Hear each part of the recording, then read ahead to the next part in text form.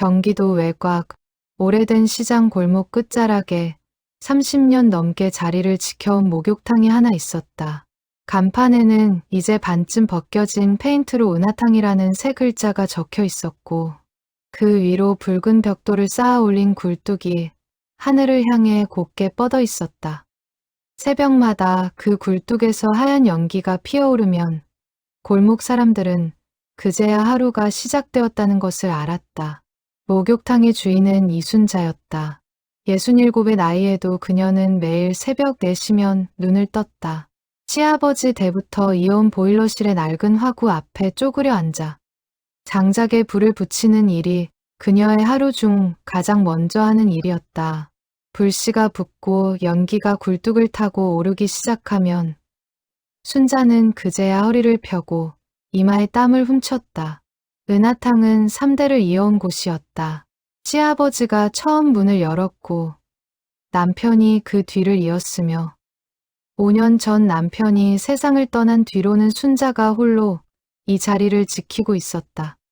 자식이라고는 아들 하나뿐이었는데 그 아들은 20년 가까이 얼굴을 보이지 않고 있었다. 순자는 그 이야기가 나올 때마다 말을 아꼈다. 동네 사람들도 더는 캐묻지 않았다. 오래된 상처는 건드리지 않는 것이 예의라는 걸 다들 알고 있었다. 그날 아침도 여느 때와 다르지 않았다. 순자는 화구에 장작을 넣고 온도를 확인한 뒤 굴뚝 아래 창고로 쓰는 좁은 공간을 정리하러 갔다. 그곳은 오래된 목욕 바구니와 낡은 때 수건, 그리고 손님들이 놓고 간 물건들을 모아두는 곳이었다. 벽돌을 쌓아 만든 굴뚝의 밑동에는 세월에 닳아 헐거워진 벽돌 하나가 있었는데 순자는 그 틈에서 낯선 봉투 하나를 발견했다. 봉투는 누렁갱지로 만들어져 있었고 겉면에는 아무 글씨도 쓰여 있지 않았다. 순자는 처음에 그것이 예전부터 있던 물건인 줄 알고 대수롭지 않게 넘기려 했다. 그러나 봉투를 들어 올렸을 때 손끝에 느껴지는 두께가 심상치 않았다. 봉투를 열어보니 그 안에는 목욕탕 이용권 20장과 짧은 쪽지 한 장이 들어 있었다. 쪽지에는 이렇게 적혀 있었다. 형편이 어려운 이웃들에게 조용히 나누어 주십시오. 이름은 밝히지 않겠습니다. 글씨체는 단정했지만 어딘가 조심스러운 듯 흔들려 있었다. 순자는 한참을 그 자리에 서서 쪽지를 들여다보았다. 손님 중 누군가 장난을 치는 것인지 아니면 정말로 누군가 선의를 베풀려는 것인지 가늠이 되지 않았다. 순자는 봉투를 앞치마 주머니에 넣고 일단 하루 일과를 시작했다. 아침 첫 손님으로 폐지를 줍는 김노인이 들어왔다. 김노인은 늘 그렇듯 계산대 앞에서 동전을 세며 머뭇거렸다. 요즘 부쩍 폐지 값이 떨어져서 목욕탕에 오는 것도 며칠에 한 번으로 줄였다고 순자에게 털어놓은 적이 있었다. 순자는 잠시 망설이다가 봉투에서 이용권 한 장을 꺼내 김노인에게 내밀었다. 이번 건 그냥 서비스예요. 누가 몰래 놓고 갔어요. 김노인은 처음에는 손사래를 치며 사양했다. 그러나 순자가 거듭 권하자 결국 고맙다는 말을 몇 번이나 되풀이하며 탕 안으로 들어갔다. 순자는 그 뒷모습을 바라보며 이상한 감정에 휩싸였다. 누군가의 선의가 자신의 손을 거쳐 다른 사람에게 전해지는 순간 오래도록 잊고 지냈던 온기 같은 것이 가슴 한구석에서 되살아나는 기분이었다. 그날 오후 순자는 굴뚝 아래 벽돌 틈을 다시 살펴보았다. 혹시나 하는 마음이었다. 그러나 그곳은 텅 비어 있었다. 순자는 자신이 헛것을 본 것은 아닌지 잠시 의심했지만 앞치마 주머니 속에 여전히 남아있는 이용권과 쪽지가 그것이 현실이었음을 말해주고 있었다. 순자는 그날 오후 내내 마음이 뒤숭숭했다. 손님을 맞으면서도 자꾸만 봉투 생각이 떠올랐다. 대체 누가, 왜 이런 일을 하는 것일까? 순자는 그 답을 알 수 없어 답답했지만 한편으로는 묘한 설렘도 느꼈다. 오랫동안 무미건조하게 흘러가던 일상에 뜻밖의 물음표 하나가 던져진 셈이었다. 저녁이 되어 목욕탕 문을 닫을 시간이 다가올 무렵 순자는 계산대에 앉아 쪽지를 다시 꺼내 읽었다. 글씨체가 어딘가 낯이 익다는 느낌이 스쳐 지나갔지만 그것이 무엇 때문인지는 좀처럼 떠오르지 않았다. 순자는 계산대 서랍 속 오래된 장부를 꺼내 옛 손님들의 이름을 훑어보았다. 혹시 그 중에 낯익은 필체를 쓰던 사람이 있는지 확인해보고 싶었다. 그러나 장부에 적힌 것은 대부분 순자 자신이나 남편의 글씨였고 뚜렷한 단서는 찾을 수 없었다. 순자는 결국 장부를 덮으며 헛웃음을 지었다. 무엇을 그렇게까지 확인하려 하는지 스스로도 알 수 없었다. 순자는 고개를 저으며 그 생각을 애써 밀어냈다. 20년이라는 세월은 사람의 기억조차 흐릿하게 만들기에 충분한 시간이었다. 굴뚝에서 마지막 연기가 옅어지고 있었다. 순자는 창고 문을 잠그기 전 다시 한번 벽돌 틈을 들여다보았다. 그리고 마음속으로 생각했다. 누구인지는 몰라도 이 조용한 선의가 오래도록 이어지기를. 그녀는 그것이 자신의 삶에 어떤 파장을 몰고 올지 아직 알지 못한 채 그저 낡은 열쇠로 문을 잠그고 하루를 마무리했다. 은하탕은 새벽 5시부터 밤 9시까지 문을 열었다. 그 사이 오가는 손님들은 대개 정해져 있었다. 새벽에는 시장에서 좌판을 벌이는 상인들이, 낮에는 동네 노인들이, 저녁에는 일과를 마친 직장인들과 아이를 데려온 젊은 부모들이 찾아왔다. 순자는 그들 한 사람 한 사람의 사정을 대강이나마 알고 있었다. 누구네 집 아들이 취직을 못해 애를 태우는지, 누구네 며느리가 몸이 약해 자주 병원을 드나드는지, 그런 소소한 사연들이 목욕탕 계산대 앞에서 오가는 짧은 인사말 속에 녹아 있었다. 그날 저녁 마지막 손님을 배웅하고 난 순자는 탈의실 구석 의자에 앉아 잠시 숨을 돌렸다. 하루 종일 서 있느라 뻐근해진 다리를 주무르며 순자는 낮에 있었던 일을 다시 떠올렸다. 김노인이 이용권을 받아들고 짓던 표정이 눈에 선했다. 오랜만에 보는 환한 얼굴이었다. 순자는 그 얼굴을 떠올리는 것만으로도 하루의 피로가 조금은 가시는 것 같았다. 순자는 몸을 일으켜 탈의실 불을 하나씩 껐다. 형광등이 꺼질 때마다 실내는 점점 어두워졌고 마지막 스위치를 내리자 목욕탕 전체가 고요한 어둠 속에 잠겼다. 어둠 속에 홀로 선 순자는 잠시 눈을 감고 하루를 되짚어 보았다. 오늘 하루도 무사히 지나갔다는 안도감과 함께 낯선 봉투가 가져온 작은 파문이 마음 한구석에 여전히 일렁이고 있었다. 순자는 그 파문을 애써 가라앉히며 다시 걸음을 옮겼다. 순자는 굴뚝이 있는 보일러실 쪽으로 다시 걸음을 옮겼다. 화구의 불씨가 완전히 꺼졌는지 확인하는 것은 그녀의 오래된 습관이었다. 시아버지가 살아 계실 때부터 그리고 남편이 그 자리를 이어받았을 때부터 한 번도 거르지 않은 일이었다. 화구 앞에 쪼그려 앉아 남은 불씨를 정리하던 순자의 손끝이 문득 멈추었다. 벽돌 틈, 낮에 봉투를 발견했던 바로 그 자리였다. 순자는 자신도 모르게 그곳에 손을 뻗어 보았다. 아무것도 없었다. 당연한 일이었다. 이미 낮에 발견해서 꺼내온 것이었으니까. 그런데도 순자는 그 텅 빈 틈을 한참이나 들여다보았다. 마치 그 안에 아직 하지 못한 이야기가 남아있기라도 한 것처럼. 집으로 돌아가는 골목길은 짧았다. 목욕탕 바로 옆 낡은 단층집이 순자의 거처였다. 대문을 열고 들어서자 마당 한쪽에 심어둔 감나무가 어둠 속에서 조용히 흔들렸다. 순자는 마당에 서서 잠시 밤 공기를 들이마셨다. 가을이 다가오는 냄새가 옅게 실려 있었다. 계절이 바뀔 때마다 순자는 유독 지난 세월을 되돌아보게 되었다. 올해도 어김없이 그러했다. 다만 이번에는 그 회상 속에 낯선 봉투라는 새로운 물음표가 하나 더 얹혀 있었다. 남편이 심은 나무였다. 순자는 마루에 걸터 앉아 밤하늘을 올려다보았다. 별빛이 흐릿한 밤이었다.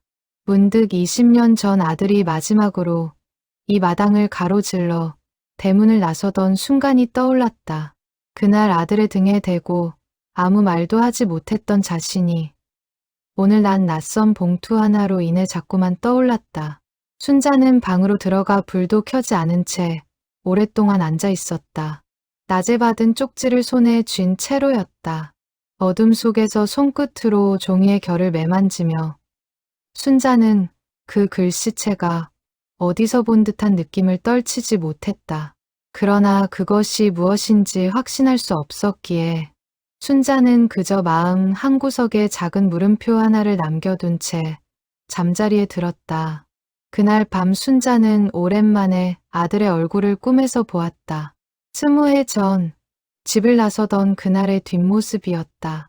꿈속에서 아들은 뒤를 돌아보지 않았고 순자는 그를 부르는 목소리조차 내지 못했다. 잠에서 깨어난 순자는 어두운 천장을 바라보며 오랫동안 뒤척였다. 굴뚝 밑에서 발견한 낯선 봉투가 어쩐지 그 오래된 그리움과 무관하지 않을 것 같다는 예감이 마음 한편에 조용히 자리를 잡고 있었다. 며칠 뒤 순자는 다시 한번 굴뚝 아래 벽돌 틈에서 봉투를 발견했다. 이번에도 겉면에는 아무런 표시가 없었고 안에는 이용권 15장과 짧은 쪽지가 들어 있었다. 쪽지의 내용은 지난번과 비슷했다. 힘든 분들에게 조용히 나누어 주십시오. 다만 이번에는 한 줄이 더 적혀 있었다. 이 마을에 오래전 빚진 것이 있습니다. 순자는 그 문장을 읽고 또 읽었다. 빚진 것이 있다는 말은 여러 가지로 해석될 수 있었다. 어쩌면 예전에 이 목욕탕에서 도움을 받았던 누군가일지도 몰랐다. 순자는 시아버지와 남편이 살아있을 때 자주 하던 말을 떠올렸다. 목욕탕은 몸을 씻는 곳이 아니라 마음을 씻는 곳이라고. 두 사람은 입버릇처럼 말하곤 했다. 형편이 어려운 손님에게는 종종 값을 깎아주거나 아예 받지 않는 경우도 있었다. 그런 손님들 중 누군가가 이제 와서 은혜를 갚으려는 것은 아닐까. 순자는 그렇게 짐작해 보았다. 순자는 곰곰이 생각에 잠겼다. 지난 30년 동안 이 목욕탕을 거쳐간 손님이 셀 수 없이 많았다. 그 중에는 형편이 어려워 시아버지와 남편에게 도움을 받았던 사람들도 여럿 있었다. 하지만 그들 대부분은 이미 이 마을을 떠났거나 세월이 흘러 얼굴조차 기억나지 않는 이들이었다. 순자는 몇몇 얼굴을 떠올려 보았지만 딱히 짚이는 사람은 없었다. 봉투의 존재는 오래 비밀로 남지 않았다. 순자가 이용권을 나눠주는 것을 본 사람들 사이에서 조금씩 말이 새어나가기 시작했다. 처음에는 순자가 개인적으로 인심을 쓰는 것이라 여겼던 사람들도 시간이 지나면서 이상한 낌새를 눈치채기 시작했다. 순자의 형편이 그렇게 넉넉하지 않다는 것을 다들 알고 있었기 때문이다. 시장 골목 채소 가게를 하는 박 여사가 어느 날 계산대 앞에서 순자에게 넌지시 물었다. 요즘 순자 씨가 인심이 후해졌다고 다들 그러던데 무슨 좋은 일 있어요? 순자는 잠시 머뭇거리다가 사실대로 털어놓았다. 누군가 몰래 이용권을 두고 간다는 이야기였다. 박 여사는 눈을 동그랗게 뜨고 놀라워했다. 그 소식은 채소 가게를 거쳐 순식간에 시장 골목 전체로 퍼져나갔다. 사람들은 저마다 한마디씩 보탰다. 어떤 이는 그것이 목욕탕에 다니던 어느 부잣집 자제의 선행이라 했고 어떤 이는 최근 개과천선했다는 소문이 도는 옆 동네 건달의 소행이라 추측했다. 심지어 몇몇은 성당에서 나온 봉사자가 아니겠냐는 이야기까지 했다. 순자는 그런 추측들을 들을 때마다 조용히 웃어넘겼다.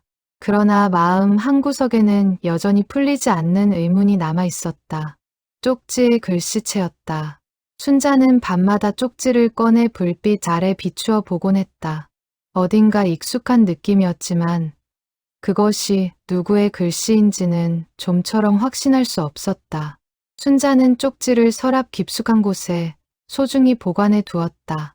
마치 그것이 언젠가 풀어야 할 중요한 실말이라도 되는 것처럼 매일 밤 잠들기 전 한 번씩 꺼내어 들여다보는 것이 습관이 되었다.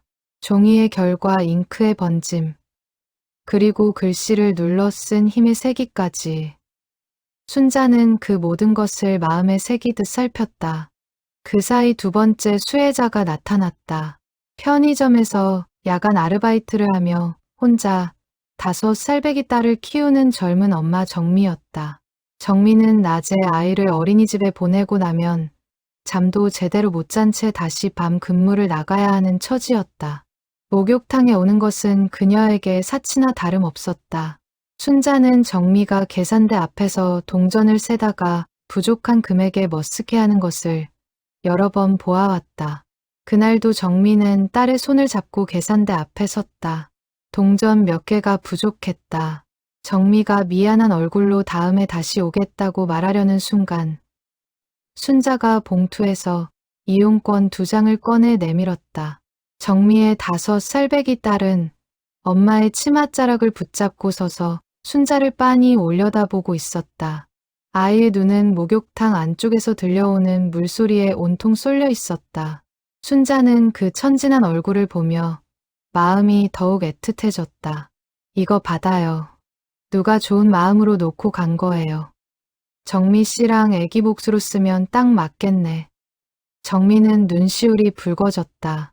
몇 번이나 고맙다는 말을 되풀이하며 딸의 손을 잡고 탕 안으로 들어갔다. 순자는 그 뒷모습을 바라보며 가슴이 뭉클해지는 것을 느꼈다. 얼굴도 모르는 누군가의 선의가 이렇게 한 사람의 하루를 따뜻하게 만들고 있다는 사실이 순자에게도 새삼스러운 위안이 되었다. 그날 저녁 정미의 이야기 역시 골목을 타고 퍼졌다. 사람들은 이제 순자의 목욕탕을 두고 은하탕의 기적이라는 말까지 붙이기 시작했다. 누군가는 그 정체 모를 은인을 찾아내야 한다고 목소리를 높였고 누군가는 그냥 조용히 지켜보는 것이 예의라고 말했다. 의견은 분분했지만 한 가지는 모두가 같은 마음이었다. 그 선의가 계속되기를 바라는 마음이었다. 정미가 다녀간 다음 날 이번에는 파킨슨병을 앓는 독거노인 최 씨가 목욕탕을 찾았다. 최 씨는 혼자 몸을 씻기가 힘들어 한동안 발길을 끊었던 손님이었다. 순자는 최 씨가 계산대 앞에서 손을 떨며 지갑을 여는 것을 보고 이번에도 남몰래 이용권을 내밀었다. 최 씨는 처음엔 무슨 영문인지 몰라 어리둥절한 얼굴을 했지만 순자의 설명을 듣고는 떨리는 손으로 이용권을 받아 쥐었다. 고맙습니다. 정말 고맙습니다. 최 씨는 그 말을 몇 번이고 되풀이하며 눈시울을 붉혔다. 최 씨는 이용권을 손에 쥔 채 한참을 그 자리에 서 있었다. 파킨슨병으로 떨리는 손이 이용권을 놓칠까봐 순자는 조심스레 최 씨의 주머니에 직접 넣어주었다. 이런 걸 다 받아도 되나 모르겠네. 최 씨가 미안한 듯 중얼거리자 순자는 웃으며 답했다. 그럼요. 받으셔도 돼요. 이게 다 좋은 마음으로 나누는 건데요. 이런 일들이 반복되면서 은하탕을 둘러싼 소문은 점점 더 무성해졌다. 저녁마다 시장 골목 평상에 모여 앉은 사람들의 화제는 온통 그 정체 모르는 이야기뿐이었다. 슈퍼를 하는 문 사장은 자신이 예전에 큰돈을 빌려주었던 사람 중 하나가 이제야 은혜를 갚는 것이 아니겠냐고 했고 이발소를 하는 강영감은 자신이 젊었을 때 알던 어느 사업가의 이름을 거론하며 그가 고향에 다시 정을 붙이려는 것이라고 짐작했다. 저마다의 추측 속에는 저마다의 지난 세월이 녹아 있었다. 순자는 그런 이야기들을 들을 때마다 묘한 기분에 사로잡혔다. 마을 사람들의 추측이 그럴듯하게 들리다가도 이내 그 어느 것도 확신할 수 없다는 사실이 마음을 무겁게 했다. 순자는 밤이 깊어지면 홀로 방에 앉아 쪽지들을 나란히 펼쳐놓고 글씨체를 비교해 보았다. 3장의 쪽지 모두 같은 필체였다. 정갈하면서도 어딘가 조심스러운 듯 획을 끝까지 힘주어 긋지 못하고 살짝 흐리는 버릇이 있는 글씨였다. 그 버릇이 유독 눈에 밟혔다. 순자는 오래전 아들이 방학 숙제로 쓰던 일기장을 떠올렸다. 그때도 아들은 글씨 끝을 흐리는 버릇이 있었다. 선생님께 지적을 받고도 좀처럼 고쳐지지 않던 버릇이었다. 순자는 고개를 세차게 저었다. 20년이라는 세월 동안 사람의 글씨체가 그대로일 리 없었다. 게다가 그 아이가 이 마을에, 이 목욕탕 앞에 다시 나타날 이유가 없다고 순자는 스스로에게 몇 번이나 되뇌었다. 그러나 마음이라는 것은 이성으로 다스려지지 않는 법이었다. 순자는 그날 밤에도 굴뚝 아래 벽돌 틈을 다시 한번 살펴보았다. 텅 비어 있었다. 순자는 어쩐지 그 빈틈을 볼 때마다 마음이 허전해지는 것을 느꼈다. 그것은 단순히 다음 봉투를 기다리는 마음이 아니었다. 빈 벽돌 틈을 바라보며 순자는 문득 이 작은 공간이 자신의 삶에 이렇게 큰 의미를 가지게 될 줄은 상상도 하지 못했다는 생각이 들었다. 30년 넘게 그저 지나쳐온 자리였는데 이제는 하루의 시작과 끝을 확인하는 소중한 장소가 되어 있었다. 그 글씨체의 주인이 누구인지, 왜 하필 이 목욕탕을 택했는지 그 이유를 알고 싶은 마음이 점점 커지고 있었다. 그리고 그 마음 밑바닥에는 순자 자신도 인정하고 싶지 않은 작은 기대가 자리 잡고 있었다. 혹시 그 사람이 오래전 이 골목을 떠난 그 아이는 아닐까 하는 기대였다. 3주가 지나는 동안 벽돌 틈에서는 2번 더 봉투가 발견되었다. 순자는 이제 그 자리를 습관처럼 매일 살피게 되었다. 화구에 불을 지피기 전 손끝으로 먼저 벽돌 틈을 더듬는 것이 새로운 일과가 되어버린 것이다. 봉투가 있는 날이면 순자의 하루는 조금 더 분주해졌다. 누구에게 나누어 줄지, 어떻게 하면 상대가 상처받지 않고 받을 수 있을지 고민하는 일이 늘었기 때문이다. 순자는 봉투를 나눠줄 때마다 나름의 원칙을 세웠다. 절대 티나지 않게 상대가 부끄러워하지 않도록 자연스럽게 건네는 것이었다. 순자는 그 요령을 스스로 터득해 나갔다. 오늘 마침 서비스 이용권이 남았다는 식으로 말을 건네면 대부분의 손님들은 크게 부담 없이 받아들였다. 순자는 그런 작은 배려 하나하나에도 정성을 쏟았다. 그러던 어느 날 순자는 우연히 낯선 남자를 목격했다. 이른 새벽, 아직 해가 뜨기 전이었다. 화구에 불을 붙이려고 보일러실 문을 열던 순자는 골목 저편에서 검은 외투를 입은 남자가 빠르게 걸어가는 뒷모습을 보았다. 남자는 모자를 깊게 눌러쓰고 있었고 걸음걸이가 어딘가 조심스러웠다. 순자는 그 뒷모습을 향해 저도 모르게 몇 걸음 다가섰지만 남자는 이미 골목 모퉁이를 돌아 사라진 뒤였다. 순자는 그 자리에 멈춰서서 한참을 그쪽을 바라보았다. 심장이 이상하게 두근거렸다. 특별할 것 없는 뒷모습이었는데도 어딘가 낯이 익다는 느낌을 지울 수 없었다. 어깨의 각도, 걸음의 보폭, 그런 사소한 것들이 자꾸만 마음에 걸렸다. 순자는 그 뒷모습을 몇 번이고 다시 떠올려 보았다. 검은 외투, 눌러쓴 모자, 서두르는 듯하면서도 조심스러운 걸음걸이. 그것은 마치 누군가에게 들키지 않으려 애쓰는 사람의 모습이었다. 순자는 그 조심스러움이 무엇을 의미하는지 어렴풋이 짐작이 갔지만 확신하기에는 아직 이른 것 같았다. 순자는 고개를 저으며 보일러실로 돌아왔다. 벽돌 틈에는 어김없이 새 봉투가 놓여 있었다. 그날 순자가 나눠준 이용권을 받은 사람은 시장 골목 끝에서 작은 신발 수선점을 하는 오 씨였다. 오 씨는 몇 달 전 아내를 병으로 떠나보내고 홀로 어린 남매를 키우고 있었다. 벌이가 시원치 않아 아이들 씻기는 것조차 버거워하던 참이었다. 순자가 건넨 이용권을 받아 든 오 씨는 한동안 말을 잇지 못했다. 그는 고개를 숙인 채 어깨를 들썩였다. 순자는 그런 오 씨의 어깨를 가만히 두드려 주었다. 힘든 거 다 압니다. 애들 잘 씻기고 오세요. 오 씨의 사연 역시 시장 골목에 퍼졌다. 사람들은 이제 그 정체 모를 은인을 두고 거의 신화적인 존재로 여기기 시작했다. 몇몇은 그 사람을 찾아 감사를 전해야 한다고 했고, 몇몇은 찾으려 들면 오히려 선의가 끊길지도 모른다며 조용히 지켜보자고 했다. 시장 골목 평상에서는 매일 저녁 이 화제로 이야기꽃이 피었다. 사람들은 저마다 자신이 아는 인심 좋은 이웃들의 이름을 하나둘 거론하며 추리를 이어갔다. 그러나 그 누구도 확실한 증거를 대지는 못했고, 이야기는 늘 그럴듯한 추측 속에서 맴돌 뿐이었다. 순자는 그 어느 쪽 의견에도 선뜻 동의하지 못했다.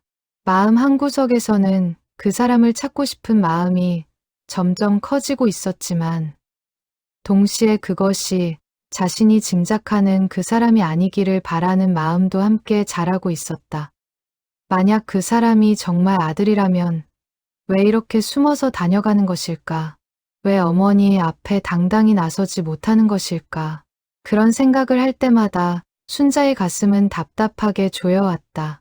20해 전 아들이 집을 나서던 그날의 기억이 자꾸만 되살아났다. 아버지와 크게 다투고 대문을 박차고 나가던 아들의 뒷모습. 그날 이후로 아들은 단 한 번도 이 골목에 발을 들이지 않았다.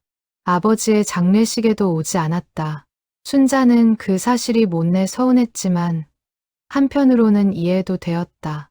아버지와의 마지막이 그런 식으로 끝났으니 아들에게도 이 골목은 발걸음하기 힘든 곳이었을 터였다. 순자는 그날 밤 오래된 사진첩을 꺼내 보았다. 아들이 고등학생이던 시절의 사진들이었다. 교복을 입고 어색하게 웃는 얼굴, 아버지와 나란히 서서 찍은 명절 사진, 그리고 목욕탕 앞에서 온 가족이 함께 찍은 사진도 있었다.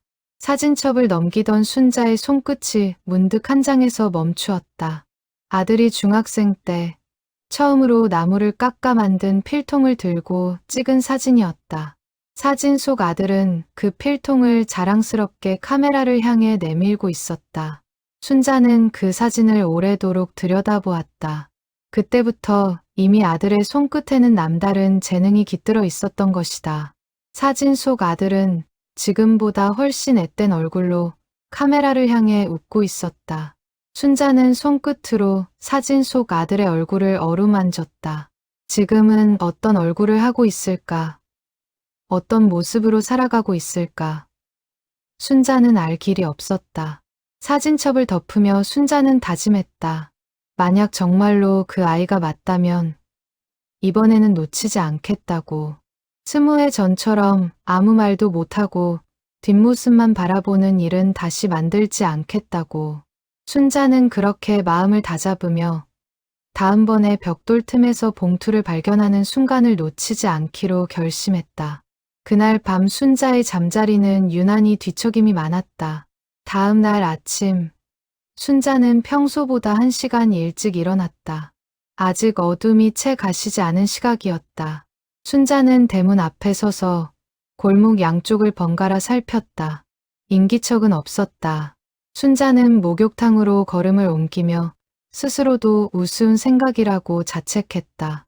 새벽마다 잠복이라도 하듯 골목을 살피는 자신의 모습이 낯설게 느껴졌다. 보일러실 문을 열자 익숙한 온기가 얼굴에 닿았다. 순자는 화구 앞에 쪼그려 앉아 벽돌 틈을 살폈다. 그날은 봉투가 없었다. 순자는 옅은 실망감을 느끼며 장작에 불을 붙였다. 연기가 서서히 굴뚝을 타고 오르기 시작했다. 순자는 그 연기를 바라보며 생각했다. 이 굴뚝은 30년 넘게 이 골목의 아침을 알려온 신호였다. 시아버지가 그리고 남편이 지켜온 불씨였다. 이제는 자신이 그 불씨를 지키고 있었다. 순자는 문득 궁금해졌다. 그 낯선 은희는 대체 언제, 어떻게 이 벽돌 틈을 알게 된 것일까? 그 자리는 목욕탕 안에서도 순자를 비롯한 극히 일부만이 아는 공간이었다. 손님들이 함부로 드나들 수 있는 곳이 아니었다. 그렇다면 그 사람은 분명 이 목욕탕의 구조를 아주 잘 아는 사람일 터였다. 오래전 이곳에서 자라났거나 오래도록 드나들었던 사람이 아니고서는 알기 힘든 자리였다. 그 생각에 미치자 순자의 심장이 다시 크게 뛰기 시작했다. 아들이었다. 어릴 적 아들은 이 보일러실에서 아버지를 도와 장작을 나르곤 했다. 벽돌 틈에 숨겨둔 비상금 이야기를 시아버지가 손자에게 들려준 적도 있었다. 순자는 그 기억이 떠오르자 더는 부정할 수 없었다. 이선희의 주인이 누구인지 마음속에서는 이미 답이 나와 있었다. 다만 그것을 확인할 용기가 아직 부족할 뿐이었다. 순자는 화구 앞에 오래도록 앉아 있었다. 불씨가 서서히 커지며 보일러실 안을 붉게 물들였다. 순자는 그 불빛을 바라보며 지난 세월을 되짚어 보았다. 아들이 집을 나서던 날, 남편은 다시는 저 녀석을 아들로 여기지 않겠다고 소리쳤다. 순자는 그때 아무 말도 하지 못했다. 남편의 화를 거스를 용기가 없었고, 동시에 아들을 붙잡을 용기도 없었다. 그날의 침묵이 20년이라는 긴 세월로 이어질 줄은 그때는 미처 알지 못했다. 시간이 흘러 남편이 병을 얻고 자리에 눕게 되었을 때 순자는 몇 번이고 아들에게 연락해야 하는 것이 아니냐고 물었다. 그러나 남편은 그때마다 고개를 저었다. 자존심 때문이었는지 아니면 미안함 때문이었는지 순자는 끝내 알 수 없었다. 결국 남편은 아들의 얼굴을 보지 못한 채 눈을 감았다. 장례식장에서 순자는 혹시나 하는 마음으로 문 쪽을 몇 번이고 바라보았지만 끝내 아들은 나타나지 않았다. 그날의 기억을 떠올리자 순자의 눈시울이 붉어졌다. 순자는 손등으로 눈가를 훔치며 자리에서 일어났다. 화구의 불씨는 이제 완전히 자리를 잡아 안정적으로 타오르고 있었다. 순자는 화구 앞에 앉아 오랫동안 그 불씨를 바라보았다. 시아버지가, 남편이, 그리고 이제 자신이 지켜온 이 작은 불씨가 앞으로도 계속 이어지기를 바랐다. 그리고 그 불씨 곁에 언젠가 아들이 다시 함께 앉는 날이 오기를 순자는 마음속 깊이 소망했다.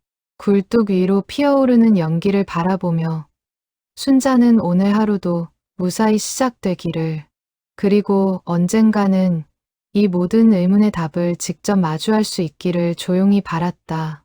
순자가 아들일지도 모른다는 짐작을 마음에 품게 된 뒤로 시간은 이상하리만치 더디게 흘렀다. 벽돌 틈을 살피는 손끝은 매일 아침 조금씩 떨렸고 손님을 맞는 얼굴에는 예전과 다른 그늘이 드리워지기 시작했다. 눈치 빠른 단골 손님 몇몇이 순자의 안색을 살피며 무슨 걱정이라도 있느냐고 물었지만 순자는 그때마다 별일 아니라며 웃어넘겼다. 순자는 그 무렵부터 잠도 제대로 이루지 못했다. 밤마다 뒤척이며 20년 전 기억들을 하나하나 되짚었다. 그때 조금만 더 용기를 냈더라면, 아들의 손을 붙잡고 함께 나가달라고 애원했더라면 어땠을까 하는 후회가 밀려왔다. 그러나 지나간 시간은 되돌릴 수 없었다. 순자가 할 수 있는 것은 오직 지금이라도 아들과의 거리를 좁히는 일뿐이었다. 그 무렵 마을에서는 은인의 정체를 둘러싼 추측이 절정에 달해 있었다. 평상에 모인 사람들은 저마다 유력한 후보를 내세우며 논쟁을 벌였다. 코라비로 지내며 순자에게 오래도록 마음을 두고 있다는 소문이 돌던 편물점. 주인 한 사장이 유력한 용의자로 떠올랐다. 한 사장이 순자를 마음에 두고 있다는 것은 마을에서 공공연한 비밀이었고, 사람들은 그가 조용히 마음을 표현하는 방식으로 이런 선행을 택한 것이 아니겠냐며 수군거렸다. 한 사장 본인은 그런 소문을 듣고 손사래를 치며 부인했지만 얼굴만은 묘하게 붉어졌다. 순자는 그 소문을 들을 때마다 복잡한 심정이 되었다. 한 사장의 호의를 모르는 바는 아니었으나 순자의 마음은 이미 다른 곳을 향해 있었다. 자신이 짐작하는 그 사람이 맞다면 이 모든 소문은 진실과는 한참 동떨어진 것이었다. 또 다른 후보로는 성당에서 봉사활동을 열심히 한다는 젊은 신자 강 집사가 거론되었다. 강 집사가 평소 어려운 이웃을 돕는 일에 열심이라는 것은 마을에서 익히 알려진 사실이었다. 그러나 강 집사 본인은 자신은 그런 여유가 없다며 극구 부인했고, 실제로 그의 형편을 아는 사람들도 그것이 무리한 추측이라는 데 동의했다. 이런저런 추측들이 오가는 사이 순자는 홀로 오래된 기억 속을 헤매고 있었다. 아들이 목공을 배우겠다고 처음 말을 꺼낸 것은 고등학교를 졸업하던 해였다. 남편은 그 말을 듣자마자 얼굴빛이 굳었다. 3대째 이어온 목욕탕을 물려받아야 할 자식이 엉뚱한 길을 가겠다고 하니 도무지 이해할 수 없다는 반응이었다. 아들은 그때 이미 스스로 알아본 목공소에서 견습생으로 일하고 싶다는 뜻을 굽히지 않았다. 부자 간의 갈등은 해가 갈수록 깊어졌다. 아들이 23살이 되던 해 마침내 큰 다툼이 벌어졌다. 아들은 자신의 길을 가겠다며 짐을 챙겼고 남편은 그런 아들을 향해 모진 말들을 쏟아냈다. 그날 저녁 식탁 분위기는 유난히 무거웠다. 남편은 밥그릇을 소리나게 내려놓으며 아들을 몰아붙였다. 3대째 이어온 이 목욕탕을 내가 이어받지 않으면 대체 누가 이어받는단 말이냐. 아들은 고개를 숙인 채 아무 대답도 하지 못했다. 그러나 그 침묵은 곧 결심으로 바뀌었다. 그렇게 나갈 거면 다시는 이 집 문턱을 넘지 말라는 말이었다. 순자는 그 자리에서 아들의 소매를 붙잡고 싶었지만 남편의 서슬에 눌려 차마 그러지 못했다. 아들은 뒤도 돌아보지 않고 대문을 나섰고 그것이 순자가 본 아들의 마지막 모습이었다. 그날 이후로 아들에게서는 어떤 연락도 오지 않았다. 명절이 되어도 순자의 생일이 되어도 마찬가지였다. 순자는 몇 번이나 아들이 마지막으로 남긴 연락처로 전화를 걸어보았지만 번호는 이미 사용되지 않는 것으로 나왔다. 순자는 그때마다 수화기를 붙잡고 한참을 서 있곤 했다. 뚜뚜하는 신호음만이 반복되는 그 짧은 순간이 순자에게는 20년이라는 세월만큼이나 길게 느껴졌다. 남편 몰래 걸었던 그 전화들이 순자에게는 유일하게 허락된 그리움의 표현이었다. 세월이 흐르면서 순자는 점점 아들을 찾는 일을 포기하게 되었다. 그저 어딘가에서 건강히 잘 지내고 있기를 바라는 것이 순자가 할 수 있는 유일한 일이었다. 그러던 어느 날 순자는 우연히 지인을 통해 아들의 소식을 전해 들은 적이 있었다. 아들이 지방의 한 도시에서 가구 공방을 열어 제법 자리를 잡았다는 이야기였다. 순자는 그 소식을 듣고 남몰래 눈물을 훔쳤다. 그 지인은 우연히 그 도시에 갔다가 공방 간판에서 아들의 이름을 보고 놀랐다고 했다. 혹시나 하는 마음에 들어가 보니 정말 순자의 아들이 맞았다는 것이었다. 그는 순자에게 조심스레 그 소식을 전하며 아들이 꽤 인정받는 장인이 되어 있더라는 말도 덧붙였다. 순자는 그 이야기를 들으며 자랑스러움과 서러움이 뒤섞인 복잡한 감정에 휩싸였다. 자랑스러운 마음과 서운한 마음이 동시에 밀려왔다. 아들이 잘 지내고 있다는 사실은 다행이었지만 정작 자신에게는 그 소식조차 스스로 전하지 않았다는 사실이 못내 서글펐다. 순자는 그날 이후로 아들의 소식을 애써 찾지 않았다. 대신 아들이 언젠가 스스로 이 골목으로 돌아오기를 기다리기로 했다. 기억은 유독 그 마지막 날의 장면에서 오래 머물렀다. 아들이 짐을 챙기던 그날 저녁, 남편은 팔짱을 낀 채 마루에 서서 아들을 노려보았다. 아들의 가방끈을 붙잡던 것은 순자의 손이었지만 힘없이 늘어진 그 손을 아들은 조용히 떼어냈다. 어머니, 죄송해요. 저는 이 길이 아니면 안 될 것 같아요. 그 말을 남기고 아들은 대문을 나섰다. 순자는 그 말의 무게를 20년이 지난 지금까지도 잊지 못하고 있었다. 남편이 세상을 떠나기 얼마 전 병상에 누운 그가 잠꼬대처럼 아들의 이름을 부르던 밤이 있었다. 순자는 그 소리를 듣고 밤새 뜬 눈으로 지새웠다. 다음 날 아침 순자는 조심스레 남편에게 물었다. 그렇게 보고 싶으면 한번 연락을 해보는 것이 어떻겠냐고. 그러나 남편은 고개를 저었다.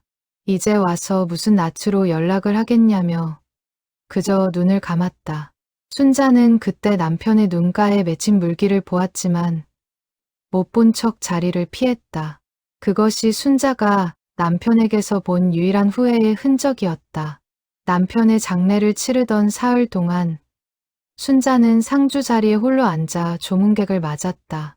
마을 사람들은 저마다 위로의 말을 건넸지만 그 누구도 아들의 부재에 대해서는 입에 담지 않았다. 다들 그 사정을 알고 있었기 때문이다. 발인 날 아침 순자는 마지막으로 상여가 나가는 대문을 바라보며 혹시나 하는 마음으로 골목 끝을 살폈다. 그러나 그날도 아들은 나타나지 않았다. 장례를 마치고 홀로 남은 순자는 한동안 넋을 놓고 지냈다. 목욕탕 문을 여는 것조차 힘겨운 날들이었다. 그러나 단골 손님들의 발걸음이 끊이지 않았고 순자는 그들을 위해서라도 다시 정신을 차려야 했다. 그렇게 순자는 슬픔을 뒤로한 채 다시 화구의 불을 지피기 시작했다. 그것이 순자가 아는 유일한 삶의 방식이었다. 슬픔이 있어도 그리움이 있어도 새벽은 어김없이 찾아왔고 굴뚝의 연기는 다시 피어올라야 했다.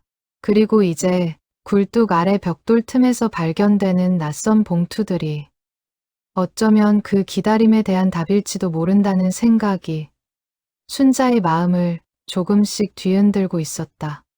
순자는 그날 밤 오랜만에 장롱 깊숙이 넣어두었던 남편의 유품 상자를 꺼냈다.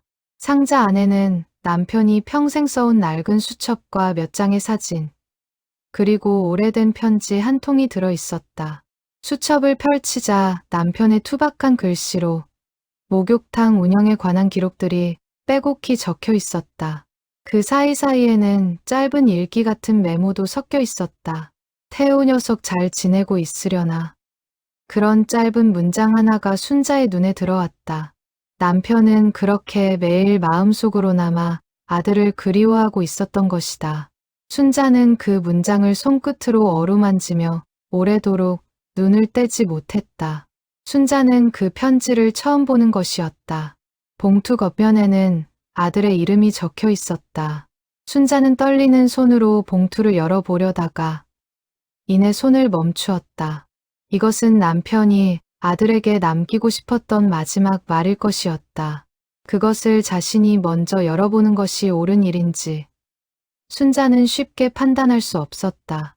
순자는 편지를 다시 상자에 넣어두며 생각했다. 언젠가 아들을 직접 만나게 된다면 그때 이 편지를 전해주리라고. 순자는 상자를 덮으며 오래도록 그 자리에 앉아 있었다. 창밖으로 달빛이 마당을 은은하게 비추고 있었다. 순자는 그 달빛을 바라보며 언젠가 이 상자를 함께 열어볼 날이 오기를 진심으로 바랐다. 그것이 남편이 다하지 못한 마지막 마음을 대신 전하는 길이라고 순자는 스스로에게 되뇌었다. 상자를 다시 장롱 깊숙이 넣으며 순자는 그날 밤 처음으로 이 모든 일이 좋은 방향으로 흘러가고 있는 것일지도 모른다는 작은 희망을 품었다. 창밖으로 스며드는 달빛이 방 안을 은은하게 비추고 있었다. 순자는 오랜만에 편안한 마음으로 잠자리에 들었다. 내일 아침에도 어김없이 화구에 불을 지피고 굴뚝으로 연기가 피어오르는 하루가 시작될 것이었다. 그러나 이제 그 하루하루는 예전과는 조금 다른 의미를 지니고 있었다. 비가 부슬부슬 내리던 어느 저녁, 순자는 목욕탕 문을 닫고 평상시보다 늦게까지 계산대에 앉아 있었다. 그날은 유난히 손님이 적었다. 빗소리를 들으며 순자는 오래된 라디오를 틀어놓고 멍하니 창밖을 바라보았다. 그때 문득 유리창에 비친 자신의 얼굴이 낯설게 느껴졌다. 67회를 살아온 얼굴이었다. 주름 하나하나에 지난 세월의 흔적이 고스란히 새겨져 있었다. 라디오에서는 오래된 가요가 흘러나오고 있었다. 남편이 살아있을 때 즐겨 부르던 노래였다. 순자는 그 노래를 들으며 잠시 눈을 감았다. 젊은 시절 남편과 함께 이 목욕탕을 꾸려가던 나날들이 떠올랐다. 힘들었지만 행복했던 시간들이었다. 그 시간 속 어딘가에 어린 태호의 웃음소리도 함께 자리하고 있었다. 순자는 문득 남편이 살아있을 때 자주 하던 말을 떠올렸다. 사람이 살면서 가장 무서운 것은 미움이 아니라 그 미움을 풀지 못하고 세상을 떠나는 것이라고. 남편은 그렇게 말하곤 했다. 그러면서도 정작 자신은 아들과의 미움을 풀지 못한 채 눈을 감았다. 순자는 그 아이러니가 못내 서글펐다. 사람이란 자신이 아는 것과 행하는 것 사이의 거리가 이토록 먼 존재인가. 순자는 생각했다. 그 무렵 마을에서는 또 하나의 소식이 전해졌다. 시장 골목 끝에서 오랫동안 방앗간을 운영하던 노부부가 최근 젊은 손님 한 명으로부터 뜻밖의 도움을 받았다는 이야기였다. 그 손님은 신원을 밝히지 않은 채 노부부의 밀린 임대료를 대신 갚아주고 호련히 사라졌다고 했다. 사람들은 그 이야기를 들으며 혹시 은하탕의 그 은인과 같은 사람이 아니겠냐고 수군거렸다. 순자 역시 그 소식을 듣고 가슴이 철렁했다.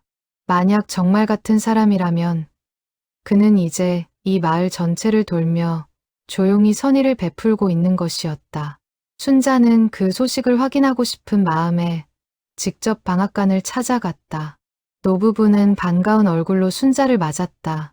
젊은 남자였다고 노부부는 회상했다. 키가 훤칠하고 말수가 적었으며 손끝이 유난히 거칠어 보였다고 했다. 목수 일을 하는 사람 같았다는 노부부의 말에 순자의 심장이 크게 요동쳤다.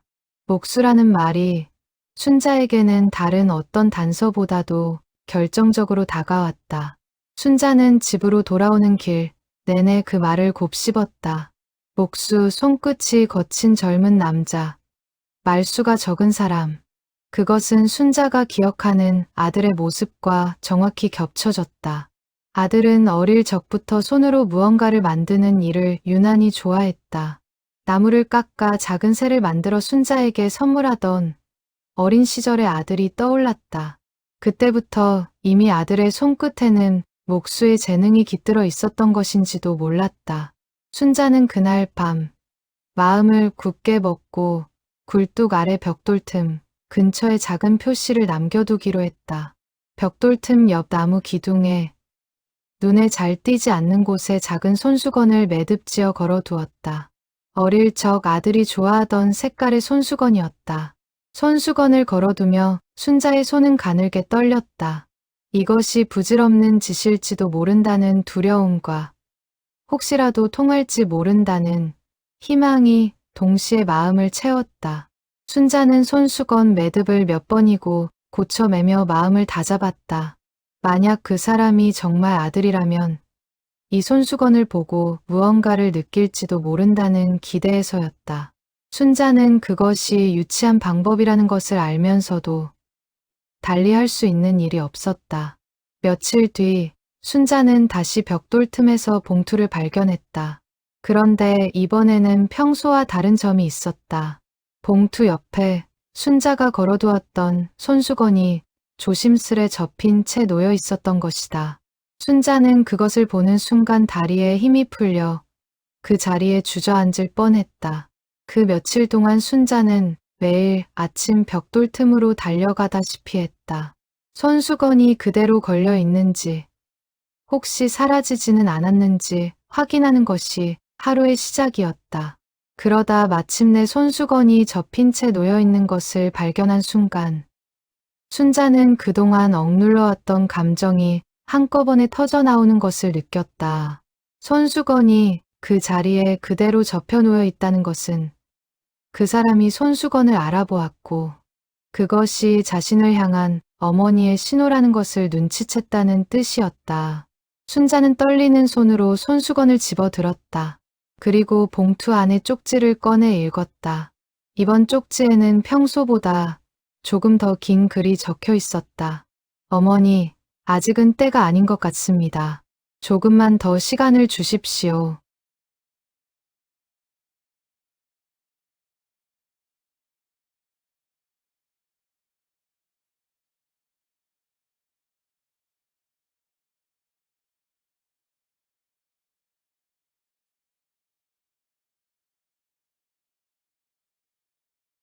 그러나 그 기쁨과 별개로 순자의 마음 한구석에는 여전히 풀리지 않는 물음이 남아 있었다. 왜 아직도 얼굴을 마주할 때가 아니라고 하는 것일까? 20년의 세월 동안 아들에게는 대체 무슨 일이 있었던 것일까? 순자는 답을 알 수 없는 물음들을 아는 채 그저 아들이 스스로 마음을 정리할 시간을 주기로 했다. 성급하게 다가갔다가 오히려 아들이 영영 발기를 끊을까 두려운 마음도 있었다.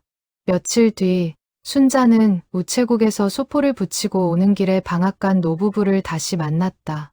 노부부는 순자의 낯빛이 예전과 다르게 밝아진 것을 알아채고는 무슨 좋은 일이 있느냐고 물었다.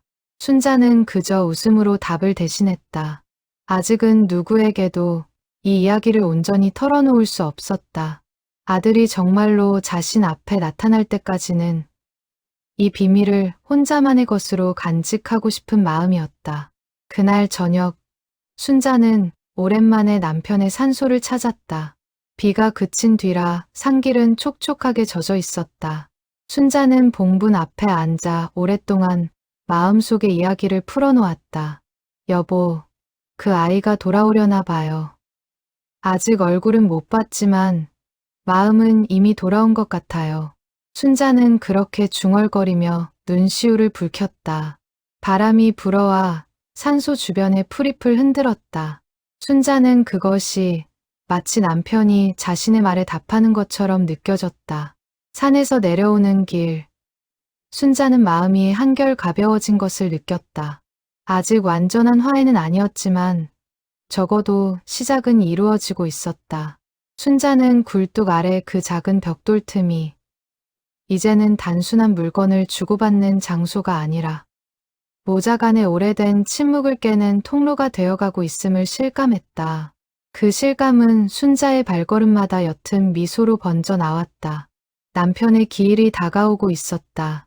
순자는 해마다 이맘때가 되면 유독 마음이 무거워지곤 했다. 올해는 특히 더했다. 아들과의 신락 같은 연결이 시작된 지금 남편의 빈자리가 더욱 크게 느껴졌기 때문이다. 순자는 제사상을 준비하며 몇 번이고 손을 멈추었다. 이번 기일에는 왠지 아들이 다녀갈 것만 같은 예감이 들었다. 시장을 봐서 돌아오는 길, 순자는 문득 지난 세월 홀로 치러온 수많은 기일들을 떠올렸다. 처음 몇 해는 아들에 대한 원망으로 가슴이 미어졌었다. 어떻게 아버지 제사에도 오지 않을 수 있냐는 서운함이었다. 그러나 세월이 흐르면서 그 원망은 서서히 그리움으로 바뀌어 갔다. 이제는 원망보다 그리움이 훨씬 컸다. 기일 전날 밤, 순자는 여느 때보다 정성스럽게 제사 음식을 장만했다. 아들이 어릴 적 좋아하던 나물 반찬도 하나 더 만들었다. 혹시라도 아들이 몰래 다녀간다면 이 음식만이라도 함께 나누고 싶은 마음이었다. 순자는 제사상 한쪽에 작은 접시를 따로 마련해 나물을 담아두었다. 그것은 순자만이 아는 작은 신호였다. 전을 부치던 순자의 손끝에서 문득 눈물이 떨어졌다. 기름이 튀는 소리와 함께 오래전 온 가족이 함께 부엌에 둘러앉아 명절 음식을 장만하던 기억이 떠올랐다. 그때는 이렇게 홀로 상을 차리게 될 줄은 꿈에도 몰랐다. 순자는 눈물을 훔치며 다시 손을 움직였다. 오늘만큼은 슬픔보다 정성이 앞서야 한다고 스스로를 다독였다. 기일 당일 순자는 홀로 제사를 지냈다. 마을에서 친하게 지내는 몇몇 이웃이 잠시 들러 위로의 말을 건넸지만 정작 제사상 앞에는 순자 혼자였다. 향을 피우고 절을 올리며 순자는 남편에게 마음속으로 이야기를 건넸다. 여보, 우리 아들이 조금씩 돌아오고 있어요. 당신이 못다한 말, 제가 대신 전해줄게요. 순자의 두 눈에서 눈물이 흘러내렸다. 제사를 마친 늦은 밤, 순자는 습관처럼 보일러실로 향했다. 벽돌 틈을 살피기 위해서였다. 그런데 그날은 특별한 것이 놓여 있었다. 이용권이 든 봉투와 함께 작은 나무 조각으로 만든 새 한 마리가 놓여 있었던 것이다. 순자는 그 나무 새를 발견하기 전 여느 때처럼 큰 기대 없이 벽돌 틈에 손을 넣었다. 손끝에 이용권 봉투 안은 다른 매끄러운 감촉이 닿는 순간 순자는 심장이 덜컥 내려앉는 것을 느꼈다. 조심스레 그것을 꺼내 불빛에 비추어 본 순간 순자는 숨을 멈추었다. 순자는 그 나무새를 보는 순간 숨이 멎는 듯했다. 그것은 아들이 어린 시절 순자에게 처음 선물했던 나무새와 똑같은 모양이었다. 순자는 떨리는 손으로 나무새를 집어들었다. 정교하게 다듬어진 날개와 부리에서 오랜 세월 손으로 나무를 다뤄온 사람의 솜씨가 느껴졌다.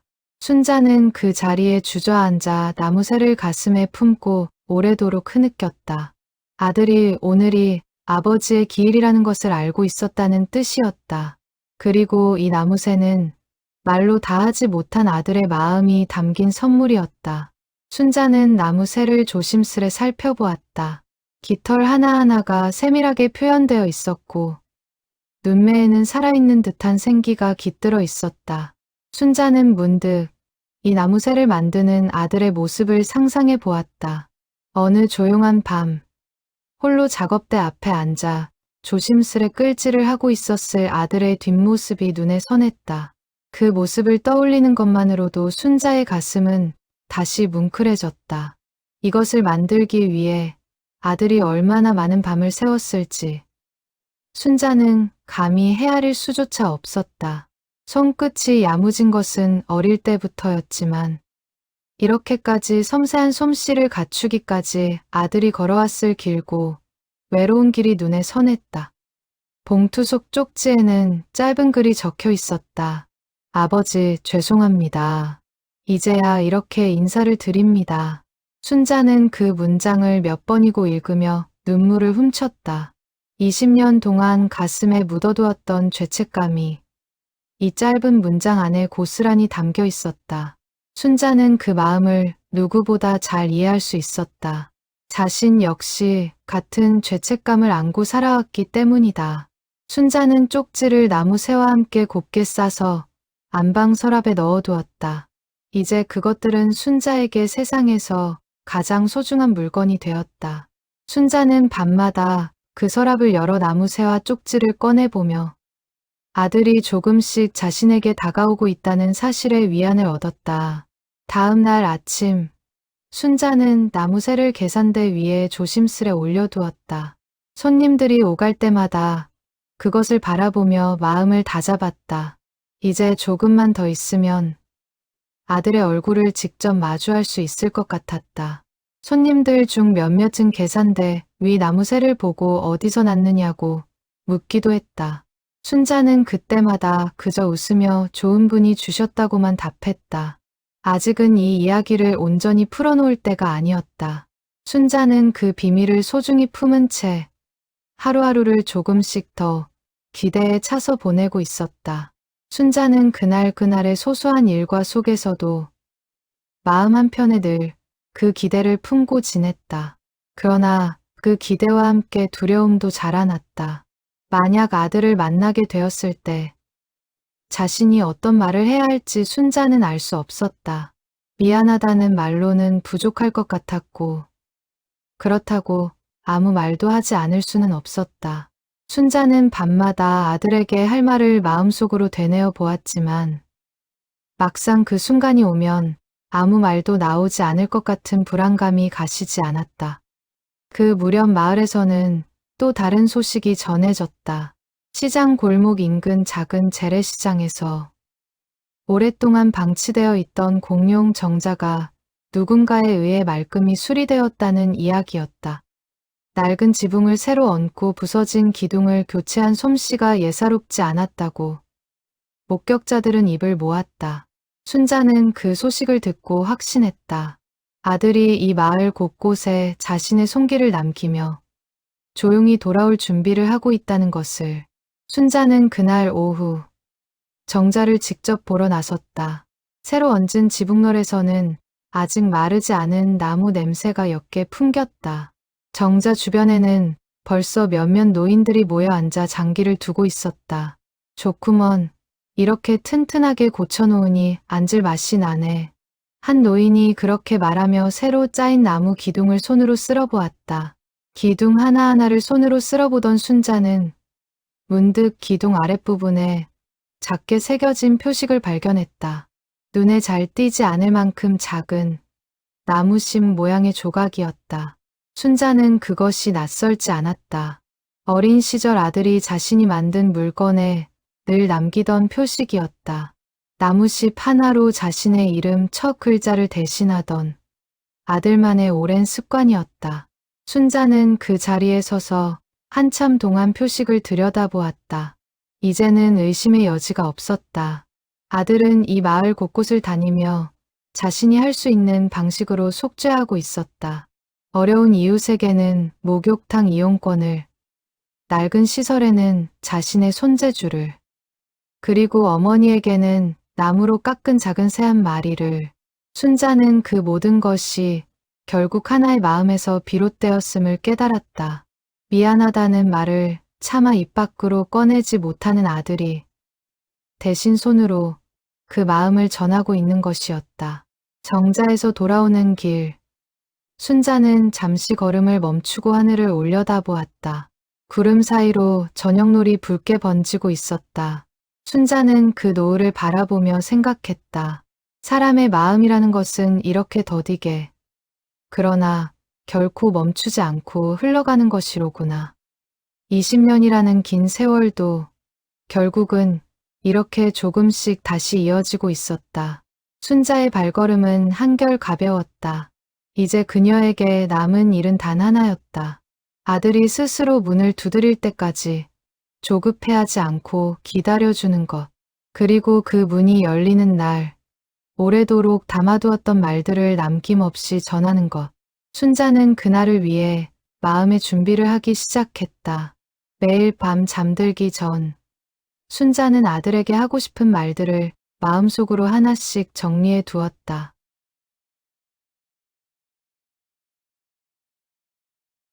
그러나 아들은 언제나 순자보다 한 발 빨랐다. 순자가 골목에 나설 때면 이미 벽돌 틈에 봉투가 놓여 있었고, 정작 아들의 모습은 그 어디에서도 찾을 수 없었다. 그렇게 며칠이 흘렀다. 순자는 조바심이 나기 시작했다.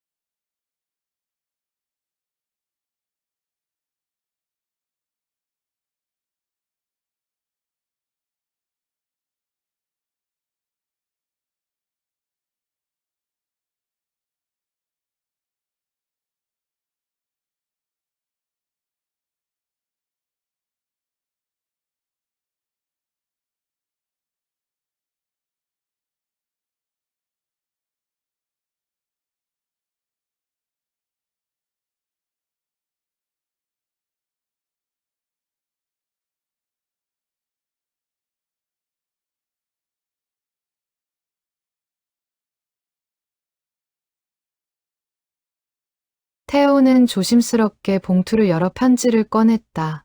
아버지의 투박한 글씨가 종이 위에 빼곡히 적혀 있었다. 태호야, 이 편지를 내가 읽고 있다면 나는 이미 이 세상 사람이 아니겠구나.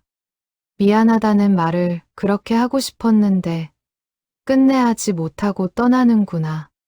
편지지는 세월에 누렇게 발에 있었고 접힌 자국마다 손때가 묻어 있었다. 남편이 이 편지를 쓰고 접었다. 펴기를 몇 번이나 반복했는지 그 흔적만으로도 짐작할 수 있었다. 태호는 편지지를 조심스레 펼치며 아버지의 마지막 마음을 한 글자 한 글자 눈에 새겼다. 내가 목수의 길을 가겠다고 했을 때 사실은 내 손끝의 재주를 누구보다 먼저 알아본 사람이 나였다. 그런데도 그 재주를 인정하는 것이 내 자존심을 상하게 하는 것 같아서 끝내 모진 말만 쏟아냈구나. 편지는 계속 이어졌다. 내가 만든 나무새를 아직도 서랍 속에 간직하고 있다. 그것을 볼 때마다 내 생각이 났다. 미안하다. 태호야. 그리고 자랑스럽다. 내가 어떤 길을 걷든 나는 늘 내 아버지였다. 마지막 줄에는 조금 흐트러진 글씨로 이렇게 적혀 있었다. 부디 내 어머니를 잘 부탁한다. 그리고 언젠가 내가 이 편지를 읽는 날이 오면 그때는 부디 스스로를 용서해다오.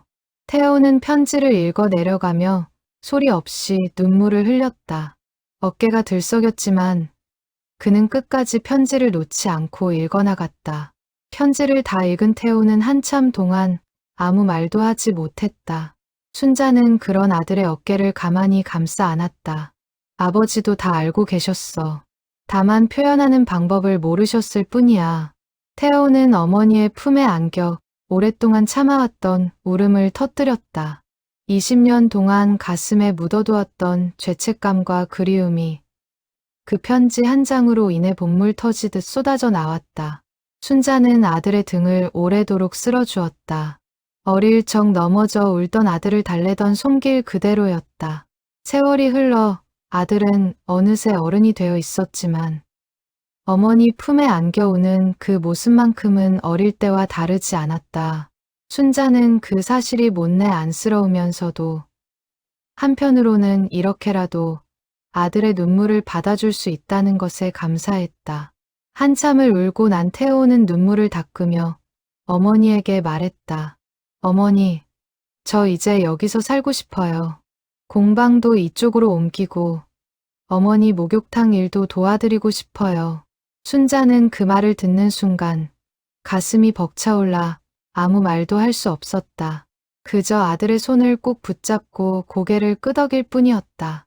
정말이니? 순자가 겨우 되물었다. 그 먼 곳에서 겨우 자리 잡은 공방을 두고 와도 괜찮겠어. 태호는 고개를 끄덕이며 단호하게 말했다. 어머니, 저한테 가장 소중한 건 이제 여기예요. 어머니 곁이요. 그 말에 순자는 다시 눈시울이 붉어졌다. 두 사람은 그렇게 아침 내내 마루에 앉아 앞으로의 계획을 나누었다. 공방을 어디에 지을지, 목욕탕은 어떻게 함께 관리할지. 소소하지만 설레는 이야기들이었다. 순자는 그 대화 하나하나가 꿈만 같았다. 20년 동안 상상조차 하지 못했던 미래가 이제 눈앞에 현실로 펼쳐지고 있었다. 두 사람은 그날 오전 내내 마루에 앉아 밀린 이야기를 나누었다. 태호는 그동안의 삶을, 순자는 그동안의 목욕탕과 마을 이야기를 들려주었다. 창밖으로 비치는 햇살이 마당 가득 따스하게 내려앉고 있었다. 이야기 도중 순자는 문득 궁금했던 것을 물었다. 그런데 왜 하필 굴뚝 아래 벽돌 틈이었니? 그 자리를 어떻게 알고 있었어? 태호는 잠시 웃음을 지으며 답했다. 어릴 때 할아버지가 그 틈에 비상금을 숨겨두셨잖아요. 저도 어렸을 때 몰래 그 자리를 훔쳐본 적이 있어요. 그때부터 그 벽돌 틈이 제게는 늘 이 집의 가장 은밀하고 안전한 자리로 남아 있었어요. 어머니께 무언가를 전하고 싶었을 때 자연스럽게 그 자리가 떠올랐어요. 순자는 그 말을 듣고 웃음과 눈물이 동시에 나왔다. 어린 시절의 사소한 기억 하나가 20년이 지난 지금 모자를 다시 이어주는 다리가 되었다는 사실이 새삼 신기하게 느껴졌다. 순자는 태호의 손을 잡으며 말했다. 내 할아버지가 아시면 참 좋아하셨을 텐데. 태호도 고개를 끄덕이며 조용히 미소 지었다. 이야기는 자연스럽게 태호가 그동안 마을 곳곳에 남긴 손길로 옮겨갔다. 방앗간 노부부의 임대료, 낡은 정자의 수리, 그리고 순자가 몰랐던 몇 가지 선행들까지. 태호는 자신이 도운 이웃들의 이야기를 하나씩 풀어놓았다. 재래시장 끝 낡은 신발 가게, 골목 어귀의 작은 문구점, 그리고 몸이 불편한 독거노인들까지. 순자는 그 이야기들을 들으며 아들이 지난 반년 동안 얼마나 조용히, 그러나 부지런히 이 마을을 돌보고 있었는지 새삼 깨달았다. 태호는 부끄러운 듯 머리를 긁적이며 말했다. 사실 큰돈이 드는 일은 아니었어요. 제가 할 수 있는 일을 그저 조금씩 했을 뿐이에요. 순자는 그런 아들이 대견하면서도 마음 한편이 짠했다. 그 조용한 선행들 속에 얼마나 많은 그리움과 죄책감이 담겨 있었을지.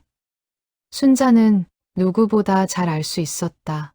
20년 만에 되찾은 평범한 하루가 두 사람에게는 그 무엇보다 소중한 시간이었다. 태호가 돌아왔다는 소식은 순식간에 마을 전체로 퍼져나갔다. 처음 그 소식을 들은 사람들은 반신반의했지만 태호가 직접 시장 골목에 나와 인사를 건네자 다들 놀라움을 감추지 못했다.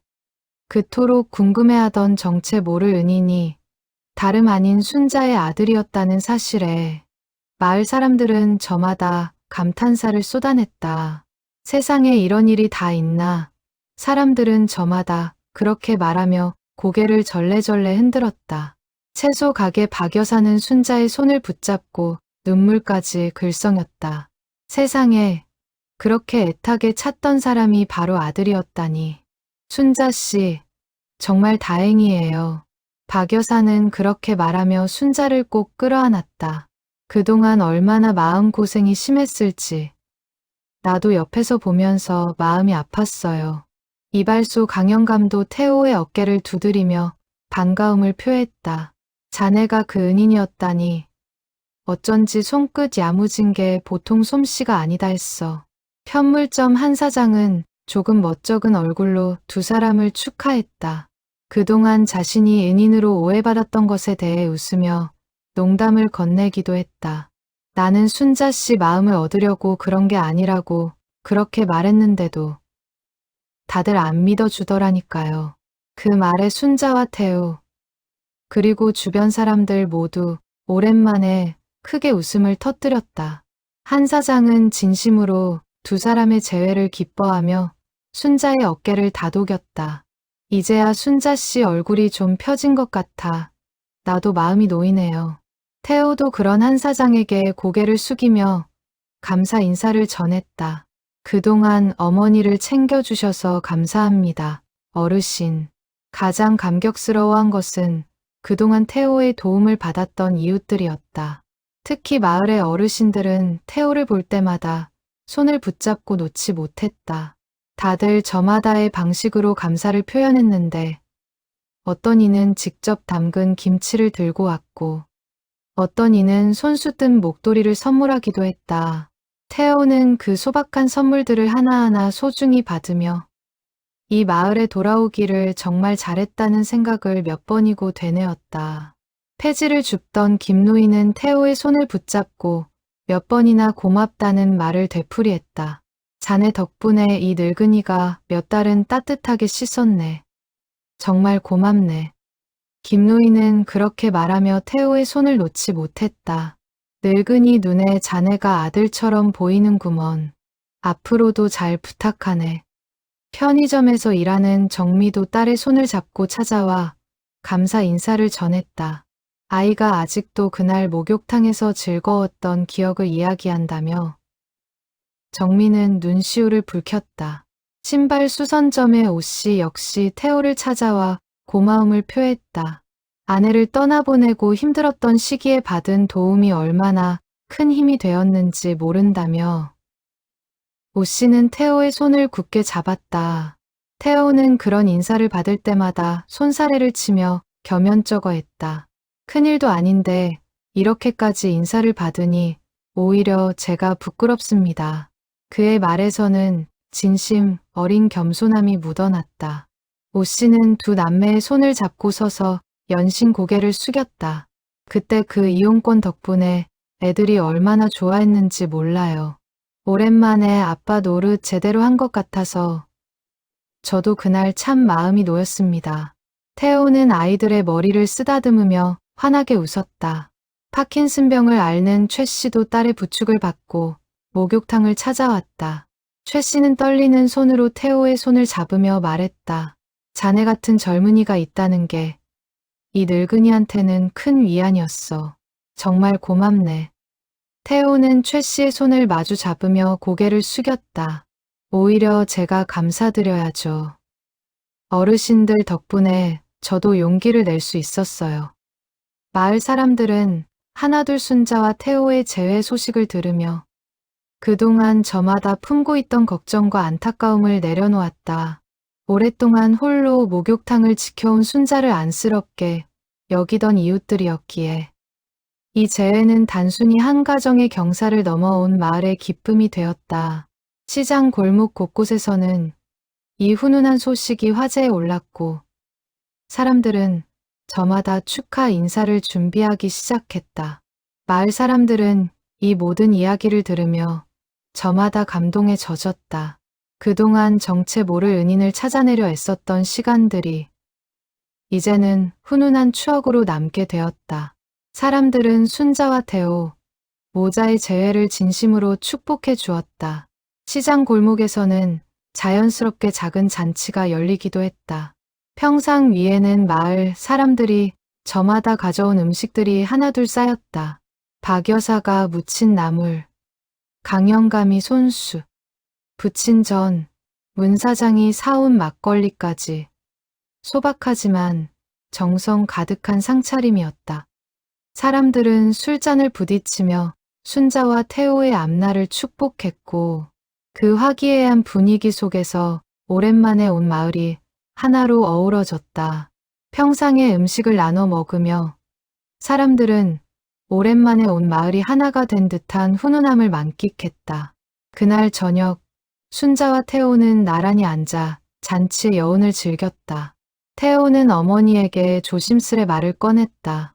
어머니, 저 이제 이 마을에 공방을 새로 차리려고 해요. 어려운 이웃들 물건도 무료로 손봐드리고 싶어요. 순자는 그런 아들의 말에 눈시울이 붉어졌다. 아버지가 이 모습을 보셨다면 얼마나 자랑스러워 하셨을까. 순자는 생각했다. 순자는 아들의 손을 잡으며 말했다. 그래, 내가 하고 싶은 대로 하렴. 이제부터는 내 인생을 내가 원하는 대로 살아. 어미는 그저 내가 곁에 있어주는 것만으로도 충분하다. 태호는 어머니의 그 말에 다시 한번 눈시울을 붉히며 고개를 끄덕였다. 태호는 이어서 목욕탕 이야기를 꺼냈다. 어머니, 목욕탕도 이제 저랑 같이 관리해요. 낡은 곳들 제가 다 손볼게요. 순자는 고개를 끄덕이며 아들의 손을 꼭 잡았다. 그래, 이제 혼자가 아니구나. 순자는 그 말을 마음속으로 몇 번이고 되뇌었다. 잔치가 파할 무렵 마을 사람들은 하나둘 순자와 태호에게 다가와 앞으로의 계획을 물었다. 박 여사는 태호가 마을에 계속 머문다는 소식에 반색하며 말했다. 이제 우리 마을에 든든한 젊은이가 하나 더 생겼네. 강영감도 흐뭇한 얼굴로 거들었다. 앞으로 은하탕도 더 잘 될 일만 남았구먼. 순자는 그런 덕담들을 들으며 새삼 마을 사람들의 정에 감사한 마음이 들었다. 지난 20년 동안 홀로 목욕탕을 지켜올 수 있었던 것도 따지고 보면 이 골목 사람들의 따뜻한 정이 있었기 때문이었다. 순자는 그 정을 이제 아들과 함께 나누며 갚아가고 싶다는 생각이 들었다. 문사장도 순자의 어깨를 두드리며 한마디 보탰다. 순자씨 혼자 애쓰는 거 보면서 우리도 늘 마음이 쓰였는데 이제야 마음이 놓이네요. 앞으로는 좋은 일만 있을 거예요. 순자는 그 말에 고개를 숙이며 고마움을 표했다. 그동안 다들 정말 감사했어요. 여러분 덕분에 여기까지 올 수 있었어요. 밤이 깊어 잔치가 마무리될 즈음 태호는 어머니와 함께 목욕탕 앞에 다시 섰다. 굴뚝을 올려다보며 태호가 말했다. 저 굴뚝, 어릴 때는 그냥 연기 나오는 곳인 줄만 알았는데 이제 보니 참 많은 걸 품고 있었네요. 순자는 아들의 말에 고개를 끄덕였다. 이 굴뚝이 3대를 이어온 우리 집 마음이었지. 앞으로도 그 마음, 너랑 나랑 같이 지켜가자. 두 사람은 나란히 서서 오랫동안 굴뚝을 올려다보았다. 달빛 아래 붉은 벽돌이 은은하게 빛나고 있었다. 태호가 문득 입을 열었다. 어머니, 저 어릴 때 이 굴뚝 옆에서 아버지랑 장작 나르던 거 기억나세요? 순자는 미소를 지으며 답했다. 그럼 기억하고 말고. 그때 내가 장작 나르다가 넘어져서 무릎 깨졌던 것도 다 기억나. 두 사람은 그 추억을 나누며 오랜만에 함께 웃었다. 굴뚝에서 피어오르는 연기가 오늘따라 유난히 평화롭게 저녁 하늘로 번져나가고 있었다. 계절이 한번 바뀌는 동안 은하탕은 몰라보게 달라져 있었다. 태호는 낡은 시설들을 하나씩 손보기 시작했다. 삐걱거리던 탈의실 문짝을 새로 짜 맞추고 오래된 나무 벤치들을 튼튼하게 보수했다. 그의 손끝을 거친 목욕탕은 예전의 정취를 그대로 간직하면서도 한결 아늑한 공간으로 변모해 갔다. 특히 사람들이 놀란 것은 굴뚝이었다. 태호는 오래되어 금이 가 있던 굴뚝 하단부를 새 벽돌로 정성스레 보수했다. 다만 순자와의 추억이 담긴 그 벽돌 틈만은 손대지 않고 그대로 남겨두었다. 이 자리는 저희 가족한테는 특별한 곳이니까요. 태호는 그렇게 말하며 미소를 지었다. 단골 손님들은 달라진 목욕탕의 모습을 보며 저마다 감탄을 아끼지 않았다. 태호는 목욕탕 한쪽에 작은 공방도 마련했다. 낮 시간에는 목욕탕 일을 돕고 틈틈이 공방에서 가구를 만들었다. 마을 사람들은 태호가 만든 소박한 가구들을 보러 종종 공방에 들르곤 했다. 공방 한쪽 벽에는 태호가 처음 만들었던 나무새들이 나란히 진열되어 있었다. 손님들은 그 소박한 조각품들을 보며 감탄사를 연발했고 개중에는 직접 만들어달라고 부탁하는 이들도 하나둘 생겨났다. 태호는 그럴 때마다 정성껏 나무를 깎으며 아버지에게 배운 적 없는 이 손재주가 결국 아버지와 자신을 다시 이어준 다리가 되었다는 사실에 새삼 감사한 마음이 들었다. 형편이 어려운 이웃에게는 여전히 무료로 물건을 고쳐주는 일도 계속했다. 태호의 손길은 목욕탕뿐 아니라 마을 곳곳으로 조용히 번져나갔다. 순자는 그런 아들의 모습을 지켜보며 하루하루가 감사했다.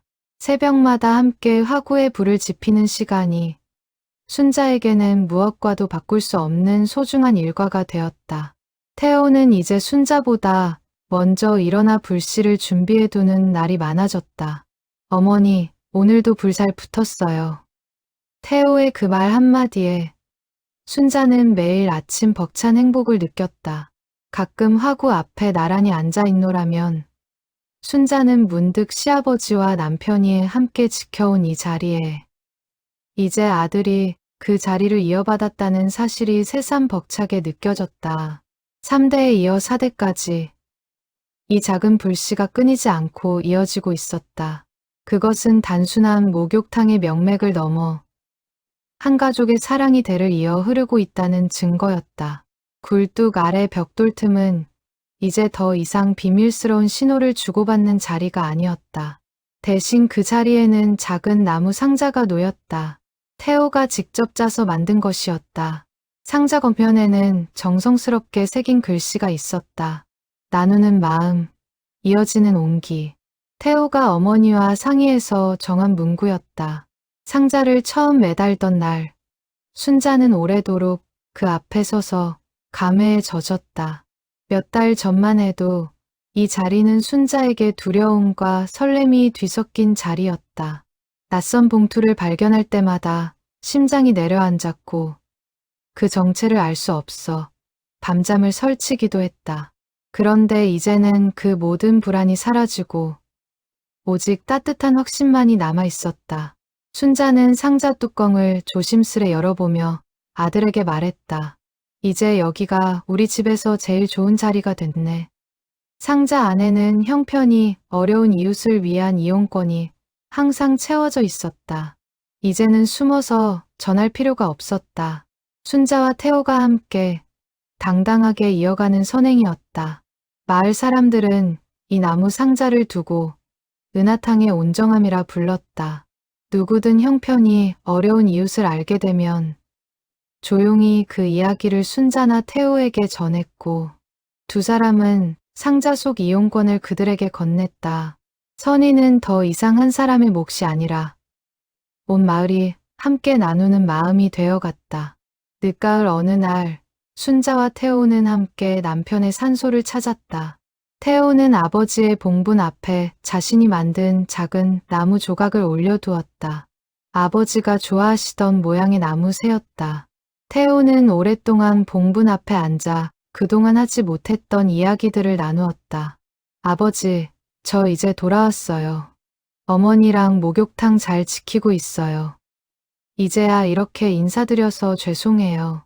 바람이 상기를 타고 불어와 두 사람의 옷깃을 스쳤다. 태호는 봉분 앞에 잔디를 손으로 쓸어보며 다시 입을 열었다. 아버지, 저 이제 어머니 곁에서 목수 일도 하고 목욕탕도 지키면서 살려고요. 아버지가 남겨주신 편지 잘 읽었어요. 죄송하다는 말, 이제야 전할 수 있게 되어서 다행이에요. 순자는 그런 아들의 등을 가만히 쓸어주며 함께 눈시울을 붉혔다. 순자는 그런 아들의 옆에서 조용히 눈물을 훔쳤다. 산 아래로 내려다 보이는 마을 풍경 위로 은하탕의 굴뚝에서 피어오르는 연기가 가늘게 보였다. 순자는 그 연기를 바라보며 남편에게 마음속으로 인사를 건넸다. 여보, 우리 아들 다시 만났어요. 이제 걱정 마세요. 산에서 내려오는 길, 태호가 문득 어머니에게 물었다. 어머니, 그 나무새 기억하세요? 제가 처음 만들어 드렸던 거요. 순자는 미소를 지으며 대답했다. 그럼 아직도 안방 서랍에 고이 넣어뒀지. 태호는 그 말을 듣고 잠시 걸음을 멈추었다가 이내 어머니의 손을 꼭 잡았다. 이번엔 제가 더 예쁜 걸로 만들어 드릴게요. 평생 곁에서요. 그해 겨울, 마을에는 작은 변화가 하나 더 생겼다. 태호의 손을 거쳐 새롭게 단장된 목욕탕. 앞마당에 동네 사람들이 자유롭게 앉아 쉴 수 있는 나무 평상이 놓인 것이다. 태호가 직접 짜서 만든 그 평상은 금세 마을 사람들의 사랑방이 되었다. 평상 완공식을 하던 날, 마을 사람들이 모두 모여 작은 잔치를 벌였다. 태호는 그 자리에서 마을 사람들에게 감사 인사를 전했다. 어릴 때부터 저를 지켜봐 주신 여러분 덕분에 제가 다시 이 자리로 돌아올 수 있었습니다. 앞으로 이 평상이 여러분의 쉼터가 되었으면 좋겠습니다. 사람들은 박수로 화답하며 태호의 새로운 시작을 축복했다. 저녁이면 사람들이 삼삼오오 모여 앉아 하루의 이야기를 나누었고 그 중심에는 늘 순자와 태호가 있었다. 김노인은 요즘도 매일 아침 그 평상에 앉아 순자와 태호가 화구에 불을 지피는 모습을 지켜보곤 했다. 정미도 딸의 손을 잡고 자주 목욕탕을 찾았고 아이는 어느새 태호를 삼촌이라 부르며 따랐다. 오씨의 두 남매도 목욕탕 마당에서 자주 뛰어놀았다. 은하탕은 이제 단순히 몸을 씻는 곳이 아니라 마을 사람들의 마음이 모이는 사랑방이 되어 있었다. 순자는 가끔 그 평상에 앉아 지난 세월을 돌이켜보곤 했다. 20년의 기다림과 그리움, 그리고 그 끝에서 되찾은 아들과의 시간들. 순자는 그 모든 것이 결국 굴뚝 아래 작은 벽돌 틈에서 시작되었다는 사실이 새삼 신기하게 느껴졌다. 작은 선의 하나가 이렇게 큰 화해와 사랑으로 이어질 줄은 아무도 예상하지 못했을 것이다. 순자는 종종 마을 사람들에게 그 이야기를 들려주곤 했다. 힘든 이웃을 돕고 싶은 마음이 있다면 거창하지 않아도 괜찮다고. 가끔 먼 마을에서도 은하탕의 사연을 듣고 일부러 찾아오는 손님들이 생겼다. 그들은 굴뚝 아래 나무 상자를 직접 보고 싶다고 했고, 순자와 태호는 그때마다 웃으며 상자의 사연을 들려주었다. 작은 벽돌 틈에서 시작된 이야기가 이제는 다른 마을에까지 따뜻한 울림을 전하고 있었다. 작은 마음 하나가 시작이 되어 결국 큰 사랑으로 돌아올 수 있다고. 사람들은 그 이야기를 들을 때마다 저마다 마음에 작은 씨앗 하나를 품고 돌아갔다. 은하탕에서 시작된 그 온기는 그렇게 마을 곳곳으로 조용히 퍼져나가고 있었다. 겨울이 찾아오고 은하탕의 굴뚝에서는 여전히 새벽마다 하얀 연기가 피어올랐다. 그 연기를 보며 골목 사람들은 오늘도 하루가 시작되었음을 알았다. 그리고 이제 그 연기 속에는 한 가족이 되찾은 화해와 사랑, 그리고 온 마을이 함께 나누는 따뜻한 정이 함께 담겨 있었다.